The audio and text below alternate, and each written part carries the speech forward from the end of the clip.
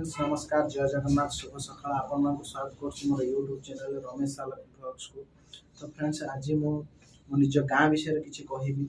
एमिति किछि मोर गाँ रे घटिला कि मो गाँ रे लोक माने अन्य जगह को स्थानांतरित हेले गाँ छाड़िया को बाध्य हेले आ गाँ रे ठाकुराणी भी से स्थान छाड़िया को बाध्य हेले कहीं ना माने प्रकृति आगे समस्त हार मानछेनी। तो आम मनीष तो छाड़ तो वीडियो को मुझे देखेबी गोटे सर्ट वीडियो देखेबी आ पुराना वीडियो देखेबी नुआ वीडियो देखेबी आपण मैंने देखिए मैंने मो गाँव कि प्रकार गाँ से ओडिशा रे एमिति एक गाँ कि एकमात्र गाँ जी प्राकृतिक विपर्यय से गाँव लोक मैंने गाँ छाड़ा को बाध्य है। तो फ्रेंड्स वीडियोटी शेष पर्यंत देखूँ जब भल लगे कमेंट करूँ लाइक करूँ आ चैनल को सब्सक्राइब करूँ वीडियो शेष पर्यंत निहाती भाव देखूँ।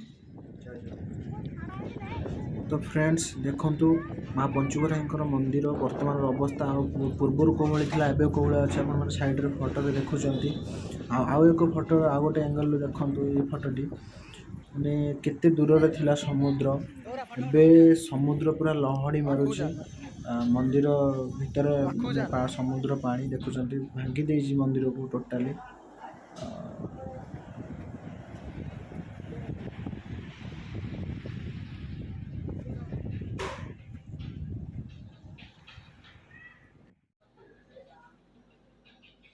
मंदिर पूरा टोटाली माने नष्ट हो नहीं ये हूँ 3 मास तलर वीडियो।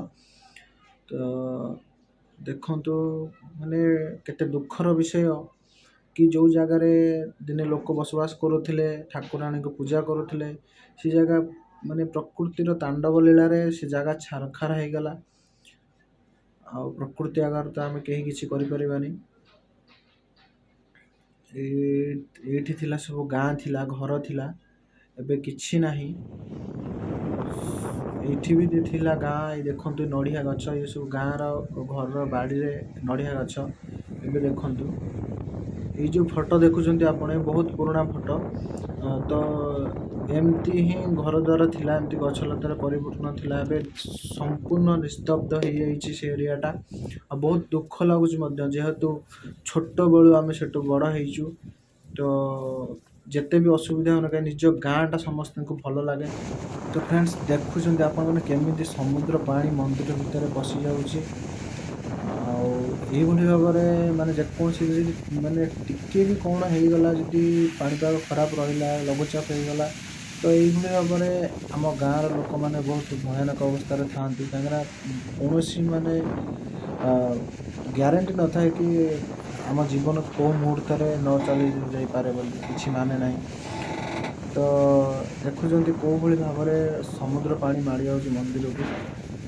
तो एबे तो कहीं नहांती सेठी किंतु तथापि देखिकी माने से कराल रूप को समुद्र आपण मैंने भाभी पारुथे कि सात भया लोक किभली भाव में जीवन यापन करुले सबुदिन आगुरी 100 वर्ष रही आसछंती। मंदिर 400 वर्ष पुराना मंदिर। तो मंदिर भितर देखंतु माँकर जोटा गादी थिला माँ से विराजमान करथिले। तो एबे समुद्र आउ मंदिर को देखंतु माने बहुत दुख लगुच देखिकी माने कहि पारुनी एते दुख लगुच जेहेतु आम ये आम खेलीचु बुलीचु सब करूँ।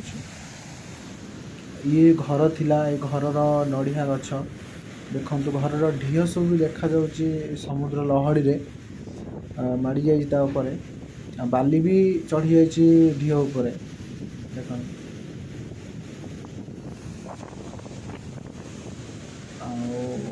इठी गोटे ट्यूबवेल भी थिला ट्यूबवेल भी देखुचंदी आपण कोले भाव समुद्र भितर ये हूँ चौरा गोटे बड़ गादी थिला गाँव में जो कि आम सब वर्ष कीर्तन हुए नाम संकीर्तन हुए।